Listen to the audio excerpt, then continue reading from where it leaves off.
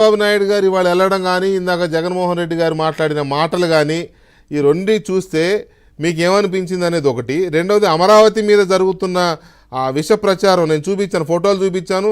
ఇప్పుడు బసవయ్య గారు కూడా చెప్పారు కదా, మీ ఒపీనియన్ చెప్పండి కొంచెం బ్రీఫ్గా ప్లీజ్.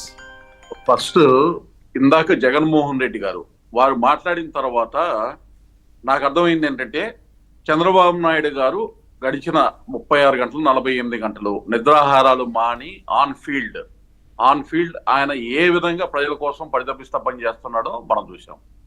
అలాగే పురంధేశ్వరి గారు క్షతగాత్రుల్ని హాస్పిటల్కి వెళ్ళి పరామర్శించినటువంటి ఘటన నిన్న చూసాం. జనసేన పార్టీకి సంబంధించిన నాయకులు కార్యకర్తలు వాళ్ళ సేవ వాళ్ళు కూడా ఏ విధంగా ప్రజల్ని ఆదుకునే కార్యక్రమం ముందుకెళ్ళటం చూసాం. అలాగే మంత్రులందరూ కూడా ఏ విధంగా ఆ యొక్క మునిగిపోయినటువంటి కాలనీలకు వెళ్ళి ప్రజలకి ఏ విధంగా భరోసా ఇస్తున్నారో చూసాం. 3 లక్షల పొట్లాలు ఆహార పొట్లాలు 3 లక్షల మందికి ఆహారం అందించేదానికి ఏ విధంగా కార్యాచరణ జరిగిందో చూసాం.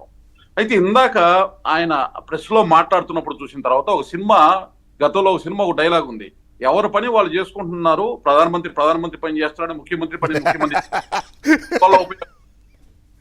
అది ఆ యొక్క పరిస్థితి ఇందాక కనపడింది. ఎందుకంటే ఏ మాత్రం ఒక పాలన మీద ఏ మాత్రం కమాండ్ లేనటువంటి వ్యక్తి, కమాండ్ కంట్రోల్ ప్రకృతి విపత్తులు వచ్చినప్పుడు దాని అడ్రస్ కూడా తెలియనటువంటి వ్యక్తి 5 ఏళ్లు పరిపాలించాడు రాష్ట్రాన్ని అనేటటువంటిది మటుకు ఒకటి అవగాహన అయింది. తుంగభద్ర దగ్గర నీళ్లు ఆపాలన్నాడు, అలాగే పులిచింతల దగ్గర నీళ్లు ఆపాలన్నారు, శ్రీశైలం దగ్గర నీళ్లు ఆపాలని చెప్తాడు, నాగార్జున సాగర్ దగ్గర నీళ్లు ఆపమని చెప్పారు, ఆలమెట్టు దగ్గర కూడా ఆపమని చెప్తాడు.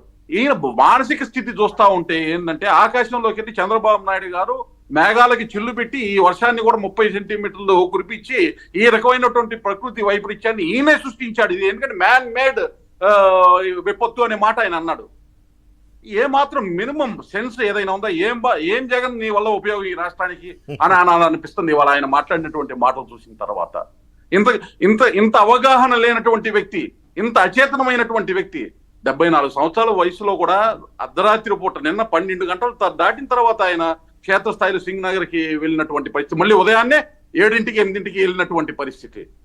ప్రధానమంత్రి ఒకవైపు నుంచి, హోంమంత్రి ఒకవైపు నుంచి, కేంద్ర హోంమంత్రి ప్రధానమంత్రి నరేంద్ర మోడీ గారు, అమిత్ షా గారు వాళ్ళందరూ కూడా ఇక్కడ జరుగుతున్నటువంటి ఈ ఇబ్బందులన్నీ కూడా తెలుసుకుని ఏ విధంగా సహాయ సహకారాలు అందిస్తారని ముందుకు వస్తున్నటువంటి క్రమంలో ఈ విధమైనటువంటి వ్యాఖ్యలు చేయటం. ఇక అమరావతి గురించి మాట్లాడాలంటే వీళ్ళు ఎన్ని కళ్ళబొల్లి మాటలు మాట్లాడినా, ఎన్ని అబద్ధాలు చెప్పినా కేంద్ర ప్రభుత్వము ఏ ప్రాజెక్టులు అమరావతిలో పూర్తి చేసి ఆంధ్రుల రాజధాని ఆత్మగౌరవం అమరావతిని నిలిపే విధంగానే అడుగులు ముందుకు వేస్తుంది.